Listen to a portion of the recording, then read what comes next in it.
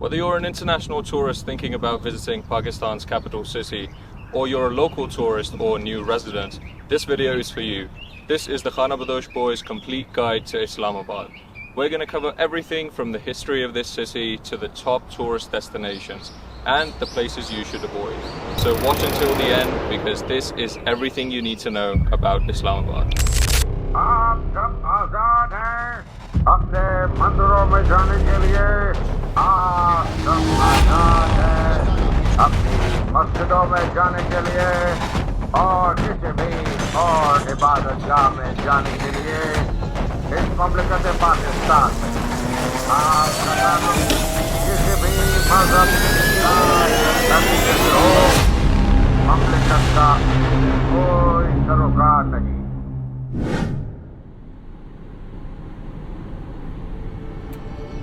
Today I'm joined by one of my closest friends, Saleh.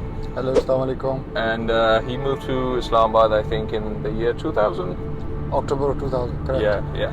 And although I left the country for a long time, I remember what it was like when I was a small child and then what it was like in my teen years. And being back here now after 8 years, it's, honestly a bit of a shock to see how much everything's changed. Now, change is a part of life and any developing city will look different as the years pass on, but I mean, the shit was a bit heartbreaking to witness. They pretty much took the most beautiful capital in the world and slightly ruined it. But, it's still a beautiful place to visit. A lot. It's still a beautiful place to visit. So while we drive to the first spot on our list of top tourist destinations here, let's quickly dive into the history of this city. Islamabad is located on the Potahar Plateau, one of the earliest known sites of human settlement in Asia. Pakistan and India gained independence from the British in August of 1947. After independence, Karachi, the southern coastal city, was selected as the capital. But from 1960 to 1970, Islamabad was built in the middle of the jungle near Margallah hills to replace Karachi as the capital. So the idea of Islamabad was conceived by President Ayub Khan. It was solely for the fact that before this it used to be Karachi, and since it had many administrative issues and was not an appropriate center for it, that is how the idea of Islamabad came into being. The culture in Islamabad is quite modern and in sync with other international cities. There was a time when internationals used to roam with locals all over the city and there were no security issues at that time. They weren't afraid to mingle with locals, and no foreign dignitaries or local government officials had security protocols for 2 trucks full of guards following them around everywhere. Rich and poor, there weren't much disparities, but as the city grew, the security situation changed and this elitist behavior became common among people who were in power. And you rarely see people from different backgrounds intermingling unless they've known each other for a long time now. People only interact with their own social circles for the most part, but people are still hospitable here. Islamabad had a reputation for being one of the most beautiful capitals in the world, but over the last decade there has been unplanned development, and they've cut down a lot of the jungle that made this place so unique. As people from all over the country moved here for employment, the city's population grew, and as a result now there's a ridiculous amount of traffic and pollution that had never been an issue in the past. Although the recent increase in traffic may make it challenging to move around during rush hours, the city's design on a grid-like structure does make it easy for even the most directionally challenged individuals to navigate their way around. Islamabad is one of the easiest cities to navigate your way through because of its grid-like structure. And from the north to south it's lettered, and from the east to west it's numbered. Islamabad has expanded a lot in recent years, but if you ask any of the residents what actually constitutes as Islamabad, then it's just the sectors from F11 to F5 and as far south as the I sectors. The sectors are further divided into subsectors, so that makes navigation really easy. So like F6 is going to be divided into F6 1, 2, 3 and 4. To the north of the city are the Margallah hills, which are basically the foothills of the Himalayas. And the farthest east that you can go in the city is called the Red Zone, and that's where all of our useless government lives. While we talked about the history of this city and how to navigate your way through, we've arrived at the first spot on our list of top tourist destinations. We're starting off this list with a place that has huge cultural and historical significance, the Shah Caves.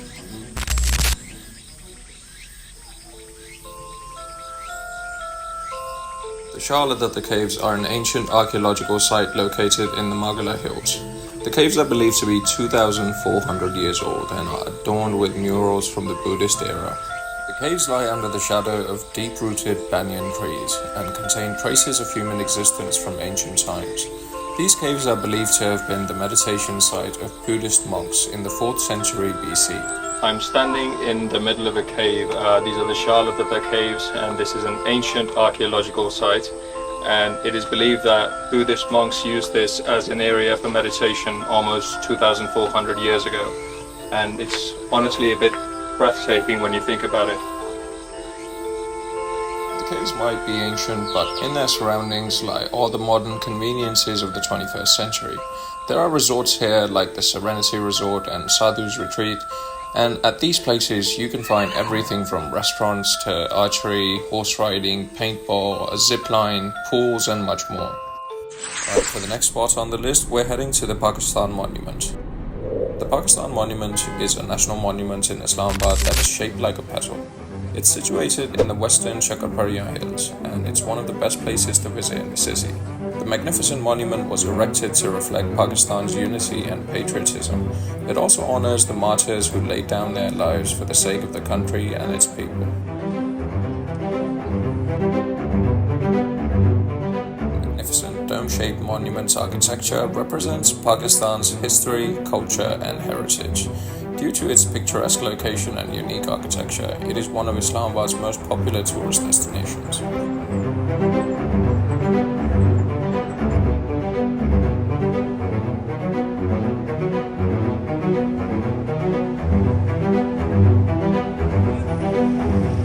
Alright, so we just got done at the National Monument. It's actually very gorgeous, but we've come here on the weekend and there's a lot of commotion, there's way too many people. But if you come on a weekday in the morning, I think it'll be worth it. The views are very nice from up there. And there's a museum up there as well. But on the weekend, this is what you have to deal with.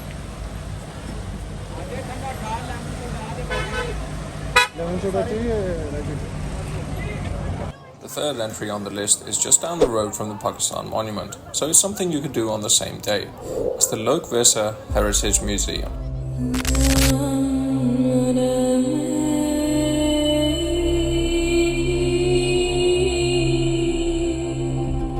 The Heritage Museum is the first state museum of ethnology in Pakistan, which presents the history and living traditions of the country.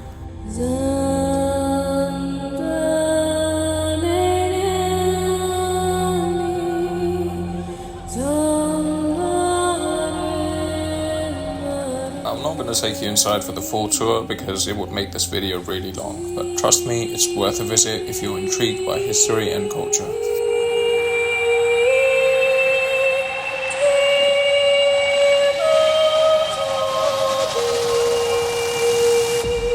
Next up, we're going to a place that you just have to visit when you come to Islamabad. This mosque, shaped like a desert Bedouin's tent, is an iconic symbol of Islamabad throughout the world. This is Faisal Mosque, the largest mosque in Pakistan and one of the largest in the world. It's situated at the north end of Faisal Avenue, putting it at the foot of the westernmost foothills of the Himalayas, the Margallah Hills. In 1969, an international competition was held in which architects from 17 different countries submitted 43 proposals. The winning design was that of Turkish architect Vedat Daloke. Construction of the mosque began in 1976, which was led by Azim Khan and was funded by the governments of Saudi Arabia at a cost of $120 million. King Faisal bin Abdulaziz was instrumental in the funding, and both the mosque and the road leading to it were named after him after his assassination in 1975. The mosque was completed in 1986 and has been a popular destination for both locals and tourists from around the world. Alright, we're at the Faisal Mosque. It is an absolutely gorgeous mosque. Definitely must visit, but do not come here on the weekend. There's just way too many people and the wrong kinds of crowd here. If you really want to come here, you want to check out, and I do think it's worth it, do come here on a weekday and possibly earlier in the morning. Right behind the mosque is the fifth entry on our list, the Margallah Hills. I'm standing at the entrance of the Leopard Preserve in Margallah Hills, and I'll be covering all of these trails in a separate video, so be sure to keep an eye out for that. But the Margallah Hills National Park is definitely worth a visit. Margallah Hills National Park is and probably always will be one of the top destinations in Islamabad. There are several trails for you to choose from moderate to difficult hiking tracks. There's something for everyone here. The Margallah Hills are home to some incredible wildlife, so bring your binoculars or cameras, and if you get lucky you might just come across a leopard. But honestly, in the past 2 years that I've actively been searching for them, I've only come across them a grand total of 0 times. They are very elusive. Anyway, the higher you hike up in the hills, the better the views of the city beneath. And if you go right after the monsoon, the jungle waterfalls and streams become active, and they are truly a sight to behold.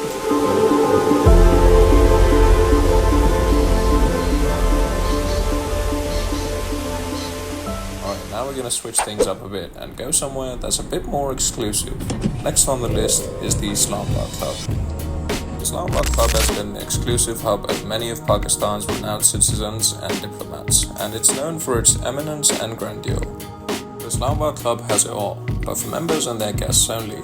Horse riding, a golf club, auditoriums, cinemas, restaurants, cafes, squash, snooker, tennis, polo, a gym, cricket ground, basketball court, futsal ground, table tennis, guest rooms, and several halls.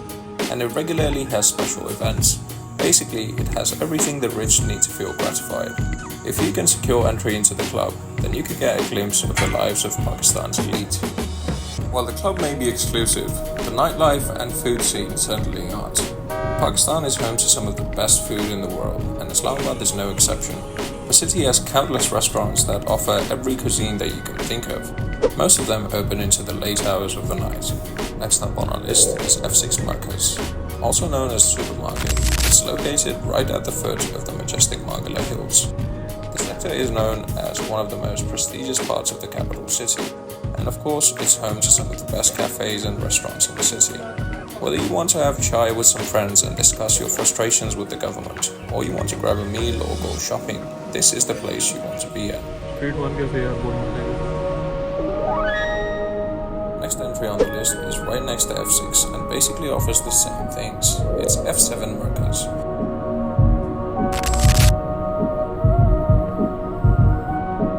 Most foreigners usually stick to these two sectors, but if you want even more dining options, then there's no better place than our next destination, the I8 Food Street. In recent years, the food scene in I8 has really taken over the game. You've got all kinds of cuisines here and some incredible restaurants.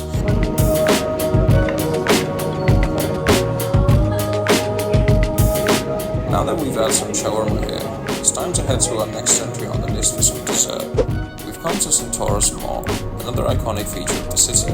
Centaurus includes a 36-floor hotel, 3 23-floor residential and office towers, and a 4-floor shopping mall. Is an iconic retail, entertainment, shopping, dining and lifestyle destination in Usama. From high-end brands to cinemas and other activities, you'll find everything here. But I do advise coming on the weekday because it can get quite crowded on the weekends.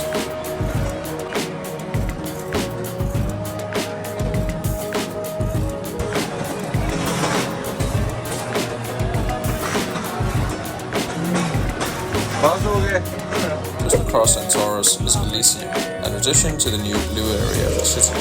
In the coming years, the new blue area will be quite a popular destination as the construction on numerous towers is already underway.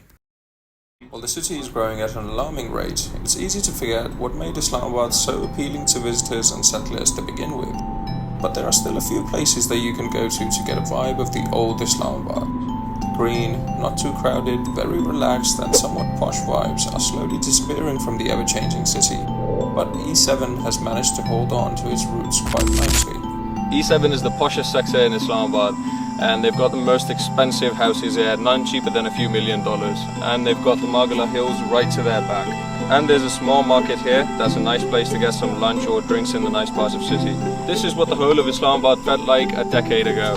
Now this is one of the few places in the city where you can get an experience of what Islamabad truly used to feel like and what attracted everyone here. Sticking close to the Margallah hills, we'll head to our next spot on the list, Saidpur village. Saidpur village is a Mughal-era village that has a wide spectrum of religious and cultural heritage. It serves as a tourist spot for locals as well as foreigners. And apart from the cultural and historical significance, sometimes you can also find monkeys here and some silly goats. Plus it's right by the Margallah hills, so it's a beautiful place to visit. This easily makes it one of the best destinations in Islamabad. For the final two iconic must-visit destinations on our list, we'll head back into the Margallah hills. This time, instead of hiking up, we're driving.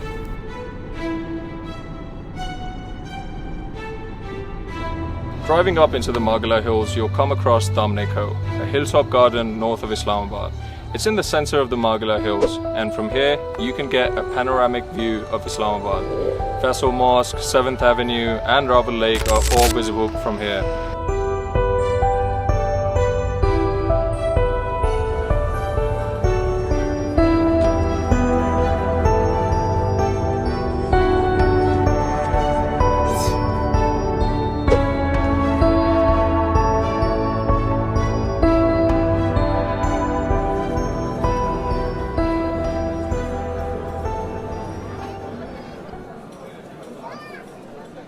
For an even better view, you can keep driving up the hills. And you'll reach Monal. Monal is without a doubt a true gem of Islamabad. From fine dining to cafes, you can enjoy a meal overlooking the entirety of Islamabad. Unfortunately, it might be shut down by the time you're watching this. Monal has been shut down by the government. They decided that it's finally time to protect the biodiversity of Margallah Hills National Park. Good move too, if you ask me, but too little, too late. To be honest, the locals here are a bigger threat to the biodiversity than any of these restaurants were. But what do I know? I'm just a zoologist, a literal expert in the field. But I'm sure the corrupt government officials, they know a lot more about biodiversity than I do.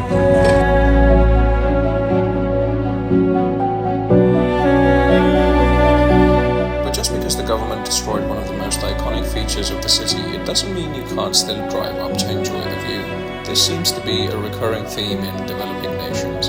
Mismanagement of resources and unplanned, unsustainable development have ruined some special gems. Which brings us to our short but equally important second list. So let's get into what you should avoid when you're visiting Islamabad. Today, we've come to the Lakeview Park that sits right next to Rawal Lake. The Lakeview Park is home to some of the best activities in the city. You've got Mosque, which is a theme park with the latest rides imported from Italy. They've got roller coasters and even a wave pool. Then you've got a huge bird park with countless species of birds from around the world. And if you're a photographer trying to improve your wildlife photography skills, this is the place to come. You can also ride ATVs, dirt bikes and go-karts here. There's a driving range and a lot more. But places like these invite crowds that personally I'm not too comfortable with. So if and when I do have to come here, I go on a weekday during times when the majority of the general public is at work. But that's not what transitions this entry into the second list of places that you should avoid. That would be the lake itself. Lakeview Park was strategically developed next to Rawal Lake. Once an iconic feature of Islamabad, this lake used to be a great place for a swim, jet ski, boating, fishing and wildlife viewing. Unfortunately, the government took a page out of the Paris playbook and is now as polluted, if not more, than the Seine River.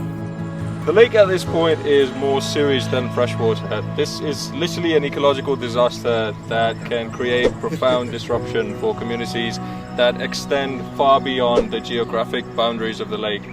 But what do I know? I'm just a zoologist, a literal expert, but I'm sure the government, they know a lot more about these things than I do. Perhaps one day the city will start protecting the lake and the ecosystem will start to recover. But until that time, I'd avoid touching the water. Now, I'm about to give you a pro tip that you'll thank me for. No matter what you do not visit the city or leave your house if you're already here on the Independence Day. I'm sure you're thinking it will be fun to experience Independence Day celebrations, but trust me, you'll want to blow your head off after the first 10 minutes of going out into the city. August 14th is the day chaos descends onto Islamabad like the wrath of God. You'll see hordes of zombies with air horns and fireworks, and they will be the ultimate test of your patience you will face in this lifetime.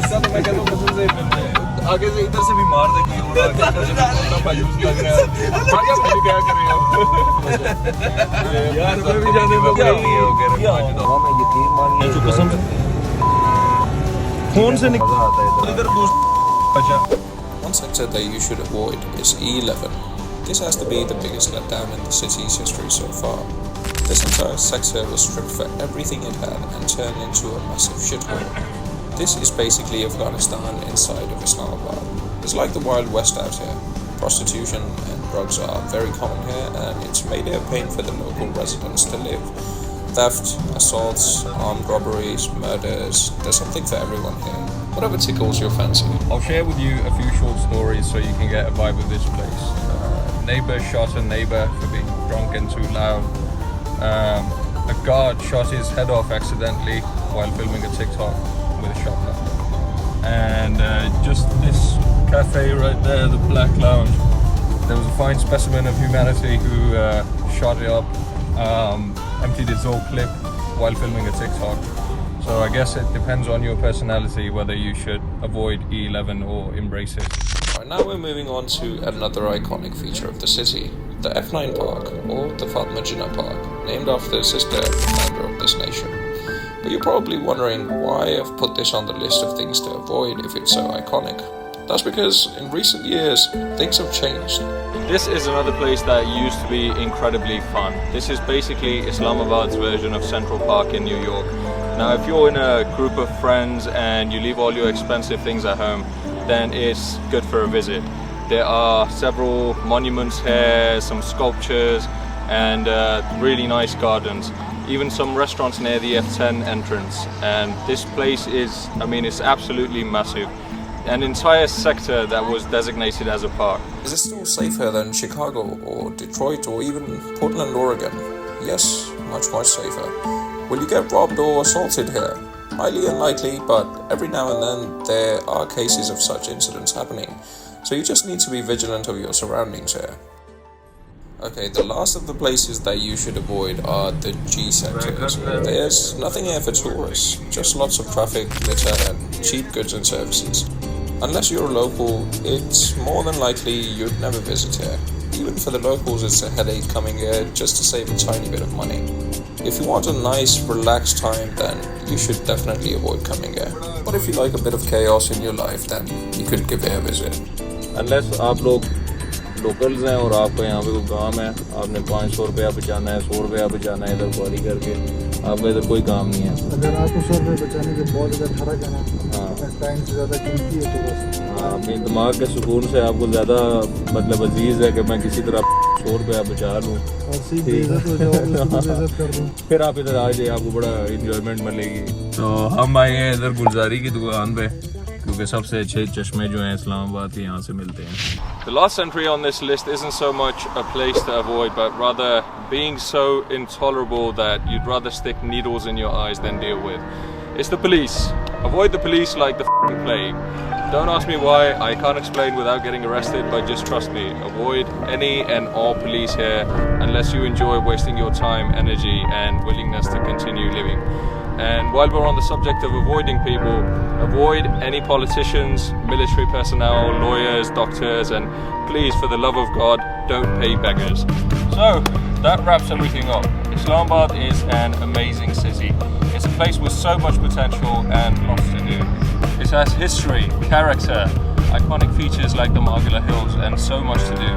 As all cities, it will continue to grow and progress. Yes, big cities have big city problems, but they also have countless opportunities.